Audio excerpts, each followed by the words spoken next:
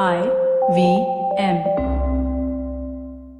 This episode of Mr. and Mrs. Binge-Watch is powered by Storytel.in. So The Handmaid's Tale, as so many of you know, is this dystopian novel by Margaret Atwood that was published in 1985. It has, of course, spawned a number of adaptations, among them a really popular show that plays on Hulu currently. But the beauty about The Handmaid's Tale, and I remember when I read it back in the day, and even now, is that in spite of it being set in an older time, it really feels contemporary even today.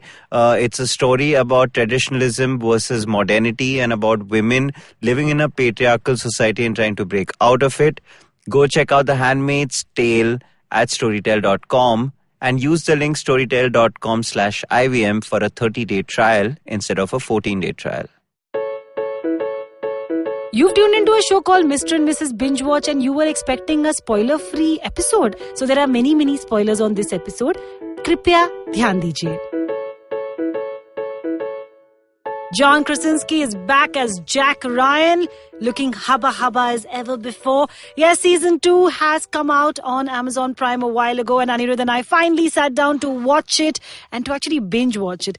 Hello and welcome. You're listening to a brand new episode of Mr. and Mrs. Binge-Watch. I'm Janice and Aniruddha. With me is my husband Aniruddha Guha. That is why we're called Mr. and Mrs. And today we're going to be talking about Jack Ryan season 2. I mean, John Krasinski, which is last episode, that black t-shirt, tight-fitting black t-shirt with a machine gun in his hand. I mean, paisa vasool for me right there. Yeah, or as you can call it, Family Man season 3, which is itself Jack Ryan season 2. Listen, I mean, I love Manoj Vajpayee, but he could never be as pleasing on the eye as Jack Ryan. I mean, as John Krasinski. But मैंने ऐसा कब बोला? Why are you running Manoj Vajpayee down for no reference देखो ना sir. I talked about like वो finale episode में वो जो आता है, he gets out of the helicopter. I know what you're talking about. With Michael Kelly. I think Michael Kelly looks way cooler than John Krasinski in that specific scene.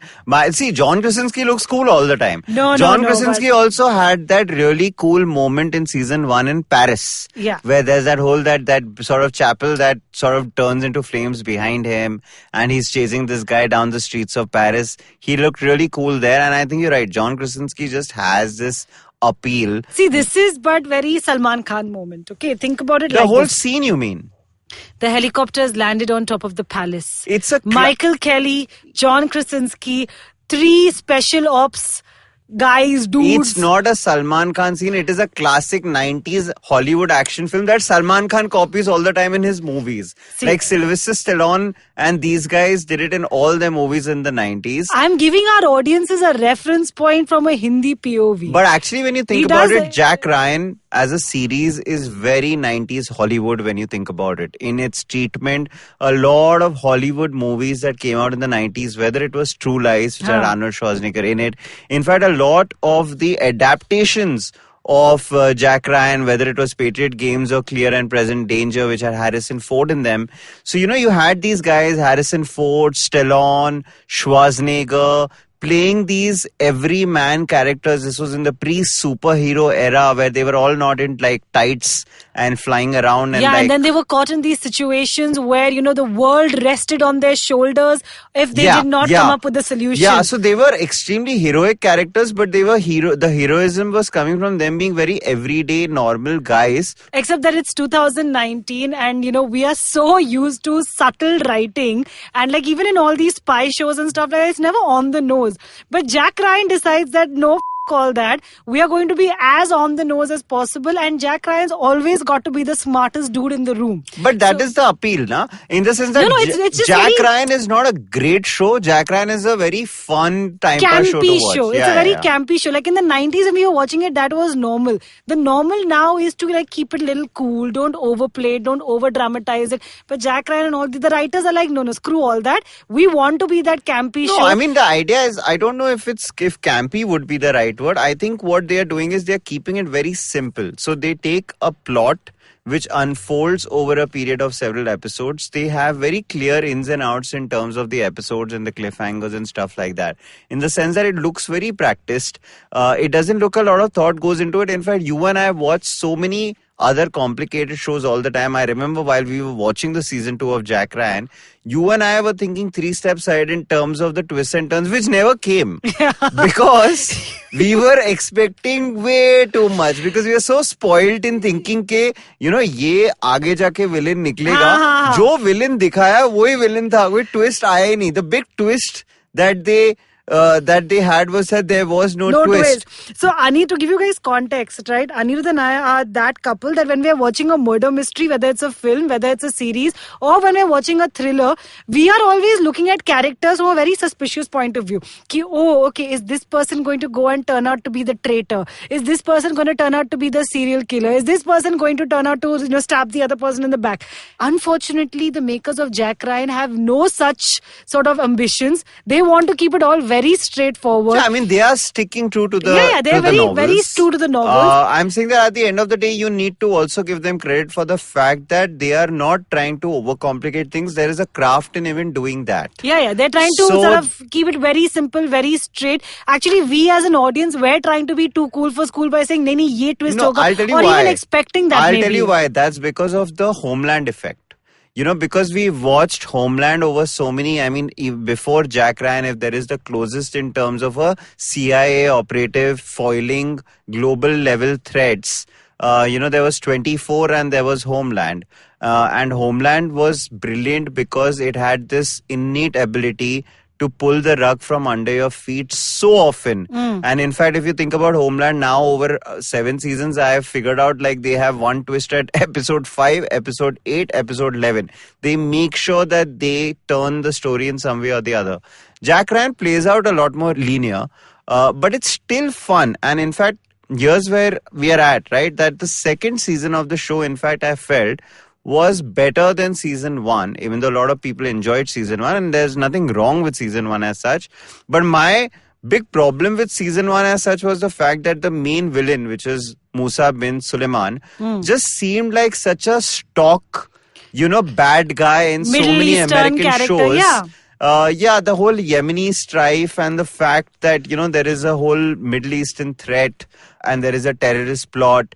And the fact then that Jack Ryan is the only guy in the room who stumbles on the paper trail of the money and thereby uncovering this mass terrorist organization. That's fine. So that could have been done against any backdrop. What I'm trying to say is that entire Middle Eastern terrorist backdrop we've seen so often in so many shows, and I understand that there is a temptation. Again, they're also Homeland only. Homeland has screwed us over. Homeland and so many shows after that. But I'm saying they are basically trying to stick to the real world. I understand that. But I'm saying that the beauty of the novels were the fact that they put the character in such different kind of situations, right? So, I mean, my whole point is that even the James Bond novels, for that matter, for example, always Ian Fleming made it a point that not one, sort of plot was similar to the other. So what I like about the new season is firstly the setting, right? So they've moved to Venezuela. The characters have moved on in their lives. So for those who didn't watch season 1, Jack Ryan's closest sort of ally is a guy called James Greer, which is played by Wendell Pierce of The Wire and Suits and so many other shows fame. And the season 1 ends with the two of them going their separate ways. So James Greer is in Moscow. John Krasinski is right now working for a senator in the US. And both of them uncover a plot that is unfolding in Venezuela at the exact same time, which is a smart way to do it because their paths cross again, even though they're in two very different places. So it's very organic. It's not like they're reaching out to each other or anything of that sort. And essentially what emerges is this big sort of plan that's unfolding in the country of Venezuela, which is, when you see it geographically and they explain it to us, is just a few miles away from Florida, Miami in Florida. And the fact that that could be used as a port to attack the US in future.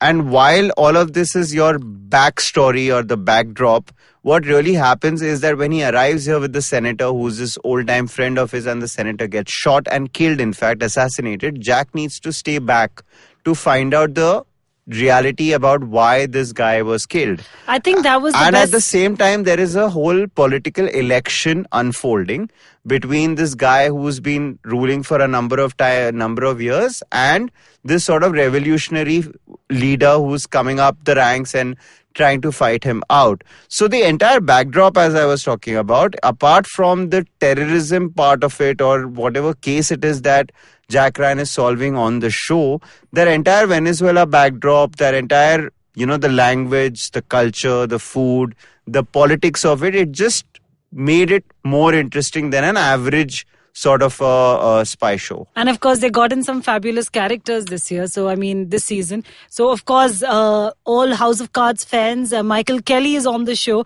He's playing the head of the bureau in Venezuela. So, of course, when John Krasinski and Wendell Pierce come knocking at his door to uncover this major they want to know what Venezuela is doing. Why is there a satellite? Why is there this big arms ship which is stationed in Venezuela? Yeah. They basically want to find out, A, why was the senator assassinated?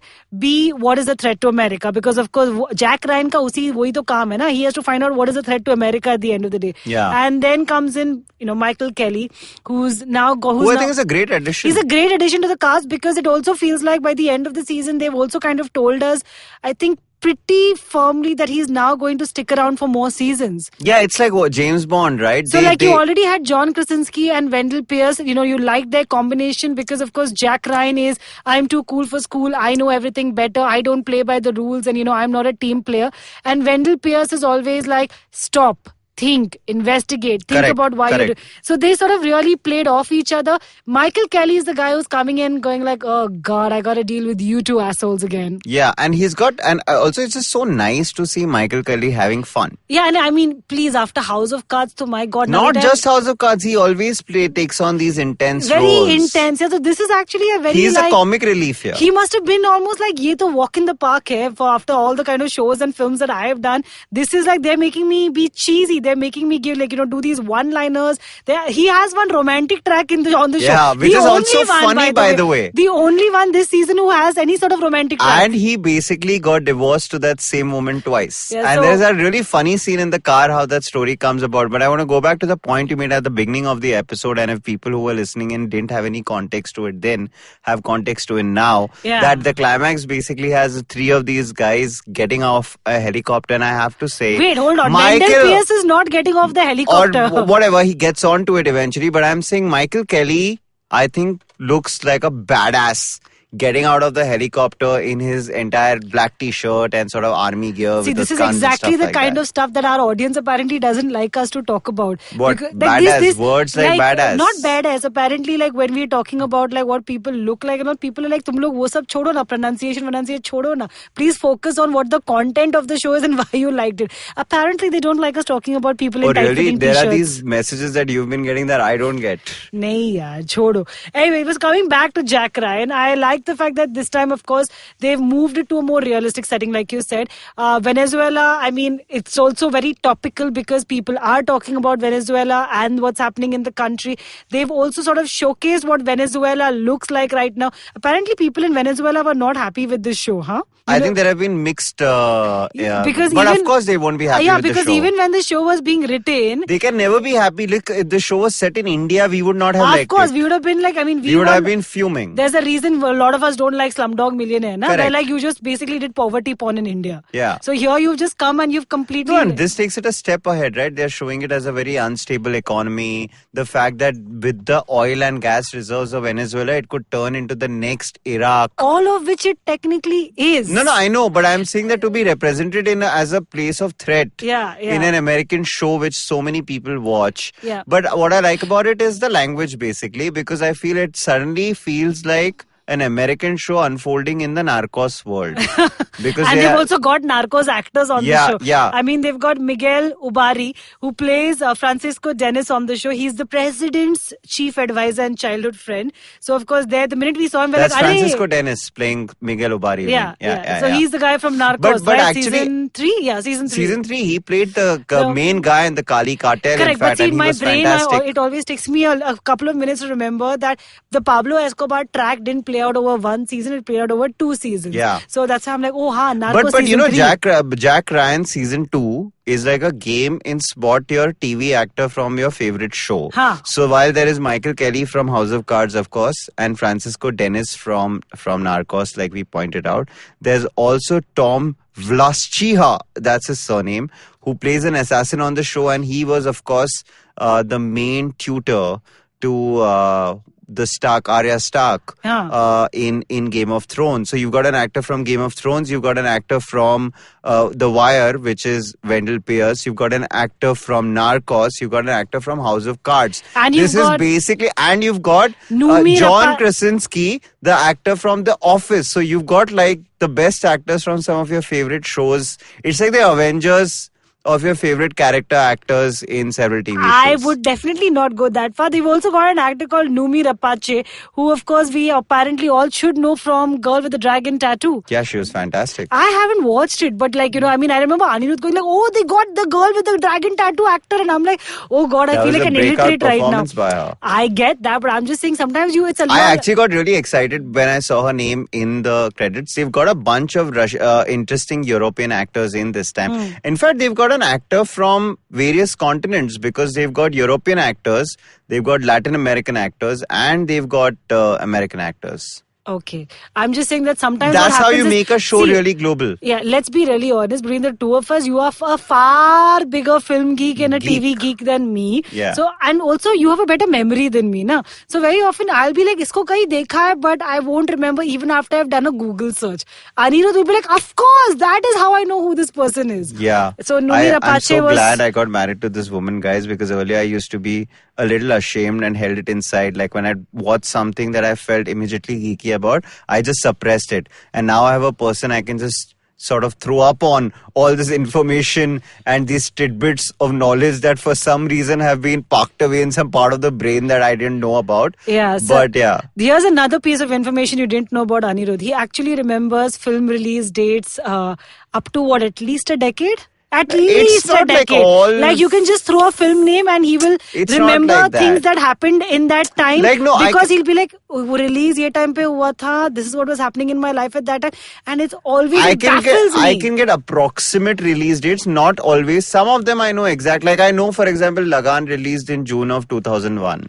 See, and I know that Dil Chahta Hai released in August of 2001 while Lagan was still playing in theatres. These kind of little small things I know. 2001 was also interesting because K3G came out in December of I feel like we're in some film version of Big Bang Theory right now where Sheldon Cooper is just quoting these facts like we're all supposed to just know this. But it's a little creepy. I do remember movie release dates and yeah. It's a little, all Bollywood ones though, not Hollywood. It's not creepy. The rest of us who pretend like to walk around saying, "Arey, main bhi TV show or film dikhna." We're like, "Arey, hey, bow your head in shame. We clearly know nothing. We are the Jon Snows right now." Okay, I'm suitably embarrassed right now.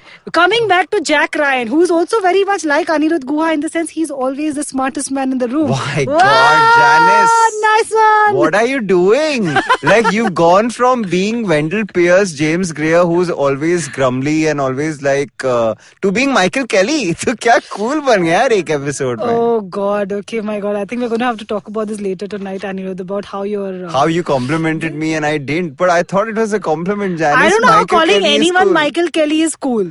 You just set up the whole thing about how Michael Kelly is a really cool character on the show. It's almost like a callback. Okay, for all those of you who are bored with us transgressing and going into multiple other topics, we're coming back to Jack Ryan. The best thing I think for me this season was that they finally gave Jack Ryan an emotional reason to go after what he was going after. You know what I mean? Yeah. I feel like, maybe they didn't build up... but also, I mean, it's smart because, this is the kind of setting you do in a lot of a lot of franchises. Because, I mean, how is it that a character he didn't even speak about in season 1, his death is what propels him in season 2. But I'm saying that's the kind of smart writing that you need. You're right. In the first season, you didn't need an emotional turmoil for him to propel him forward. In the first season, because it was also about his war and his trauma and him dealing with PTSD of the war and stuff like that. And he's just placed in certain situations. It's almost like, okay, you're the guy that figured this out. Okay, now you're the guy that's going to go on field and help us figure this out. It's very simple. And here he's the one wanting to go after it. Yeah. But those are like classic tropes. tropes. In one season in future, it's going to be that he's the reluctant guy and doesn't want to do it, and then some old friend from old times is going to come back and remind him of the war days and take him back in. All those things are going to happen. See, very simply put, Jack Ryan is one of those shows that you don't need to invest too much of your intellectual capacity. It's not as intense as Homeland. It's not as sort of like, it's not one of those shows where you're going to literally be thinking about what are the twists, what are the turns, who's going to be stabbing who or whatever. It's definitely a show I really enjoyed. I also want to point out the fact. No, I'm saying it's an intelligent show, yes, because I don't feel like a lot of people talk about how Jack Ryan actually insults your intelligence. It's spoon-fed to that extent. I don't agree with that. I do feel though it is one of your very guilty pleasure watches where you could possibly even be doing something else on the side and be watching Jack Ryan in the background and you'll still understand everything. But not because it is not intelligent. It's just because they've kept the show really simple, really straightforward. It's enough, like you just need to sort of be following the episodes to know what's going on. You don't need to be thinking about what are the twists and turns and other plot sort of elements. Yeah, and the thing to also note about season 2 of Jack Ryan is that some of the episodes, in fact the first 2 episodes, have been directed by Phil Abraham, who is essentially Mad Men alumni. He directed some of the best episodes of Mad Men. He's also directed episodes of Sopranos and a host of other great shows. So he's this great director, and the first 2 episodes I thought really set the tone nicely. And Andrew Bernstein, again the guy who directed a lot of Mad Men, Sopranos and West Wing episodes. Basically there are these 2 guys who've among them directed some of the best TV shows in the US, teaming up together to direct a large number of episodes of Jack Ryan season 2. But all said and done, I really enjoyed this season of Jack Ryan more than the first. I feel like now we are a little bit more familiar with the characters. I feel that there is more scope to be some more humor between the characters. I feel that in future seasons it will be nice, especially with the Michael Kelly character now thrown in, that with the 3 of them there is a little bit more banter, a little bit pulling each other's legs, which will make them a little bit more fun. But I mean, apart from that... And the best thing to look forward to in season 3 is that John Krasinski is definitely going to take off his shirt. I mean, just think of it. In season 1, they took the guy from The Office and made him a little buff, and you were like, he looks good in tight-fitting t-shirts. But he actually dropped his shirt in season 1. He didn't drop it here at all. You're like, wow, this body is getting better by the day, by the episode. You know he dropped it. You don't remember. He dropped his shirt in season 1 and everybody was like, whoa, what happened? But I'm saying in season 3, there will be like cuts and there will be abs and there will be like, oh my God, Emily Blunt. You have decided. Yeah, I've decided. I've decided. You always look at couples and you're like, who got luckier here? And I think the world thought for a very long time that, John Krasinski got super lucky by marrying Emily Blunt. I feel like now Emily Blunt's the lucky one. Yeah, but there is this other couple that also makes me feel like that, because when I see Ryan Reynolds and Blake Lively together, it's really hard to imagine who got luckier, because I remember when they got together I kept thinking, wow, Ryan Reynolds got lucky. He's the jackpot, yeah. And now post Deadpool it's like, wow, Blake Lively really got it right. But yeah. What do you think people say when they think about us? That I got lucky, obviously. Look at you. Quick maybe save. Knew that was coming. Maybe by the end of the episode they'll change their mind. Like after learning about your fascinating skills, like Aniruddha is the man you go to when you want to know ye film kab release only you find these things enchanting, which is why I'm married to you. I find them enchanting and frustrating, you guys. It's not just enchanting all the time. Sometimes I'm very irritated about it also. But that was Janice and me talking about the new season of Jack Ryan. What, are we not wrapping it up? We are. I just like how you like before she says anything more about our private lives. Yeah, I jumped in. Both seasons are out. Very easy watch. In fact, season 1 also as fun to watch as the second one. If you already watched season 1, definitely check season 2 out. It's a lot better than season 1. It's very easy peasy viewing. Don't give too much thought into it. It's not Homeland. It's not going to blow your mind. But you're probably going to enjoy watching it. The only thing I would caution you against is that if you've not watched a single episode of Jack Ryan, take a breather between the 2 seasons. I don't think it's one of those shows where you will enjoy watching like 2 whole seasons at a stretch. It's not that great.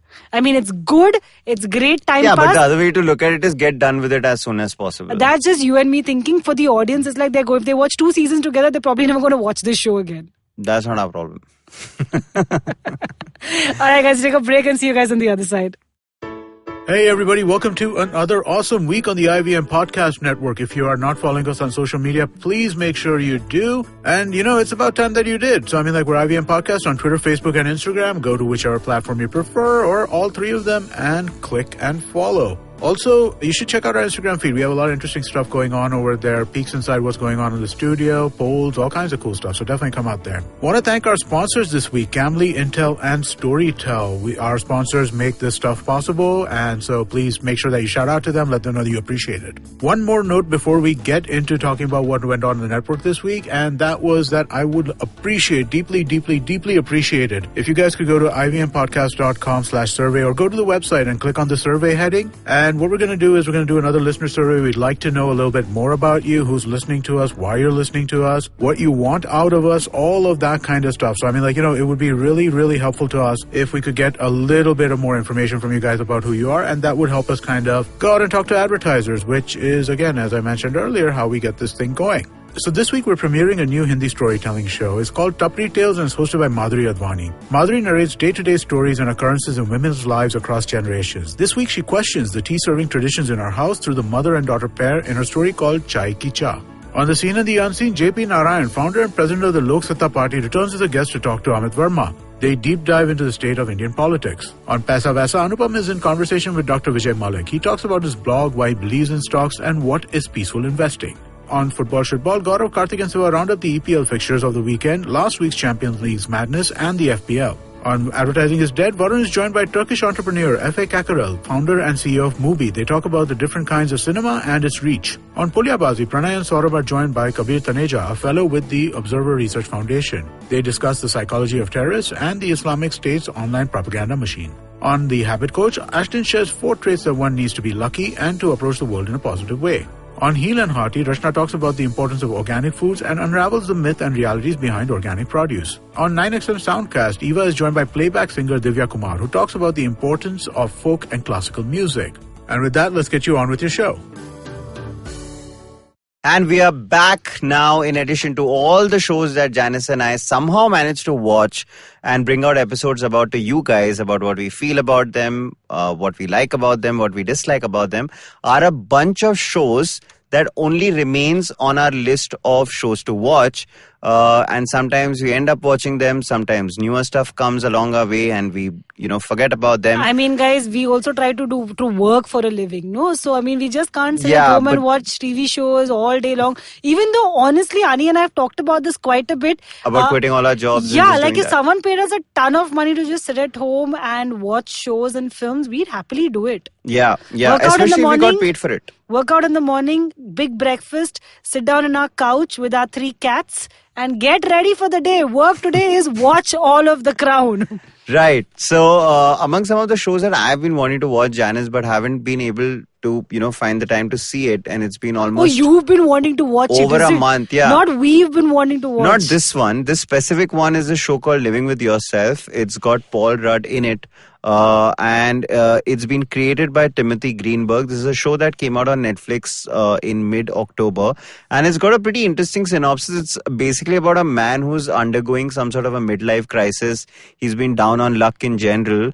And he undergoes this one mysterious treatment that basically promises him that his life will get better. And he discovers that he's been replaced by a cloned version of himself. So you've got basically 2 Paul Rudds playing off each other. One who's thaka hara bichara, sort of loser Paul Rudd, playing off against this really cooler clone of him, Paul Rudd. And that's great, right? Because he's just the prospect of watching Paul Rudd act with Paul Rudd. And I've said Paul Rudd too many times. Is mouth-watering. It's a comedy drama. It's mouth-watering for a lot of women as well because, I did not know this because I don't personally think Paul Rudd is hubba. But a lot of women have massive crushes on Paul Rudd. I think he's kind of cool. Can I tell you what happened? Wait. Also, if you remember when we were talking about the morning show episode where I told you that one of my favorite films of Jennifer Aniston is one where she's living in with Paul Rudd. Yeah. And that's a really old show and old film. Yeah. And Paul Rudd was kind of cool even then.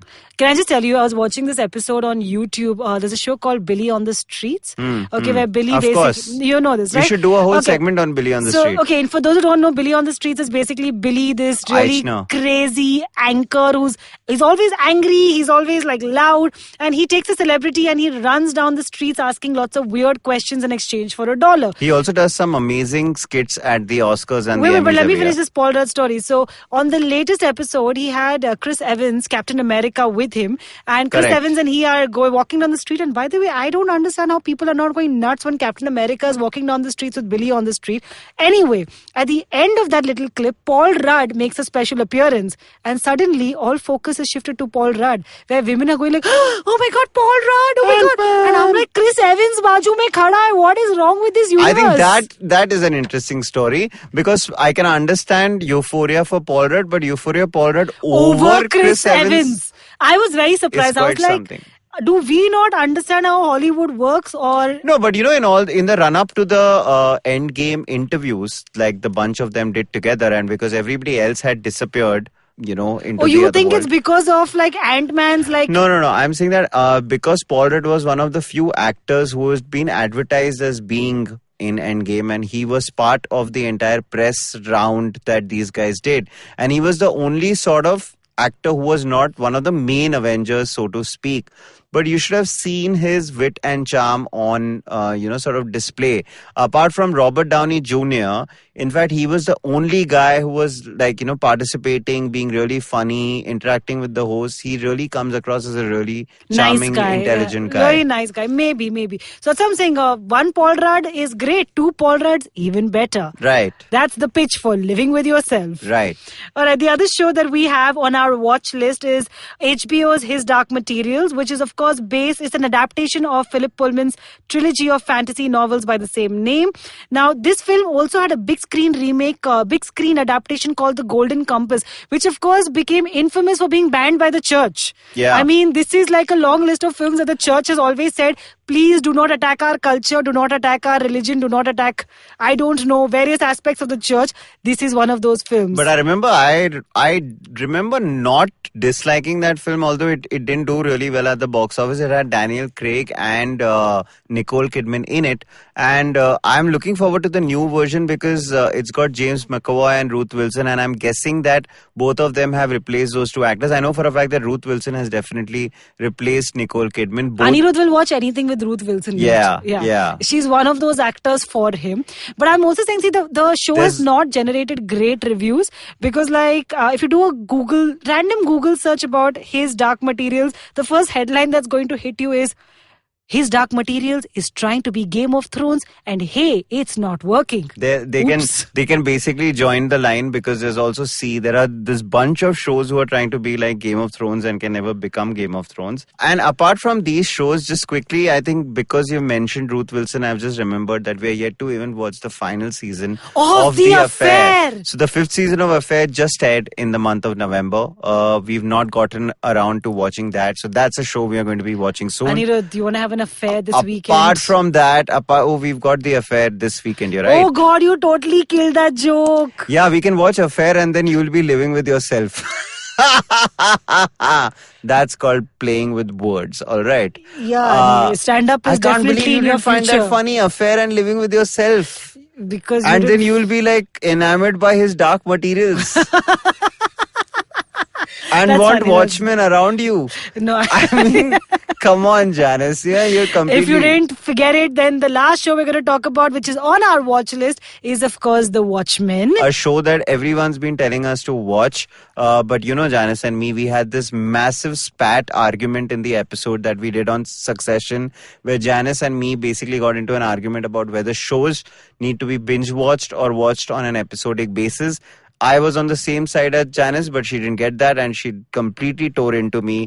But Janice, long story short, just to remind we like to finish. You and I, we like to wait. Yes, we like to wait for all the episodes to be dumped by HBO on a particular platform, which is in India Hotstar, and only then do we generally start watching an HBO show. Right, and apart from all these shows, in addition to Janice's Affair, is of course the final season of Ballers, a show that Janice and I have really enjoyed watching over the years. Also because the title track is...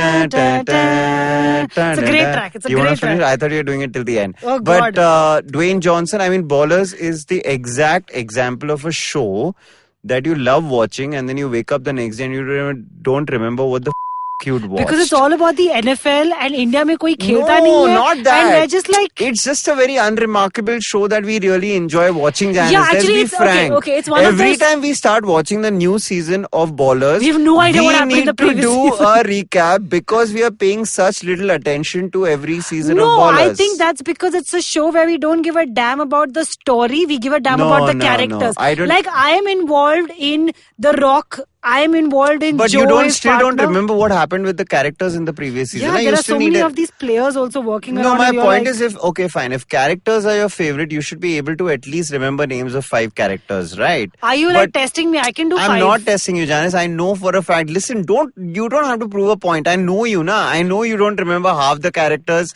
in Ballers the way you remember, say, in a show like Entourage. I mean, in Entourage, I'll ask you for 5, you'll give 10. But the thing about Ballers Might not. But maybe 7. But the thing about Ballers is that it's a completely unimpressive show which is still, I mean, in spite of the fact that I'm calling it unimpressive, we still watch it and we still enjoy it because it's just good fun. It is good fun, which is of course why we continue to watch it in its 5th season. This is the final season, but it's pretty cool that Dwayne Johnson, even after becoming this massive, you see how many massives we had to do to just compliment Dwayne Johnson.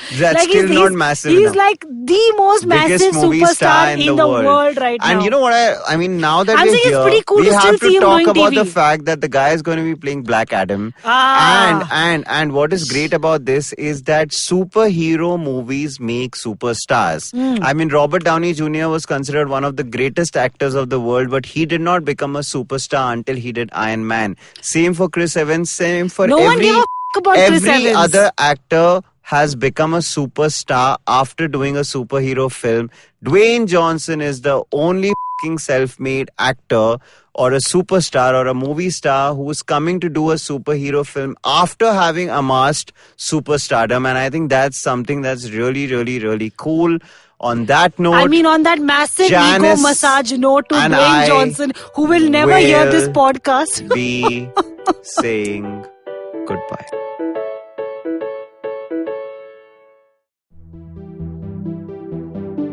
Hello everyone, welcome to Tech Careers in the New podcast series presented by Accenture, and I'm your host Shiladitya Mukhopadhyay. In this podcast series, we'll get you the latest and greatest in the world of technology that's shaping the future of business as we know it. We're talking intelligent platforms, cloud, AI, blockchain, extended reality, and a whole lot more. Every fortnight on Wednesdays, we'll have for you a hot topic with expert speakers from Accenture talking about top trends in the space, how these are changing the world and creating growth across industries. And more importantly, we'll tell you how you can learn more, build your skills and expertise to grow and stay relevant in your career. Episodes out on the IVM Podcast app or wherever you get your podcast from. Do you wish you were smarter? Well, so do we. But the next best thing? We could make you sound smarter. And to help you with this endeavor, we are Simplified, a podcast that attempts to break down the complex world around you with a little knowledge, a lot of poor jokes, and a ton of random trivia. Episodes out every Monday. On the IVM Podcast app or wherever you get your podcasts. See ya!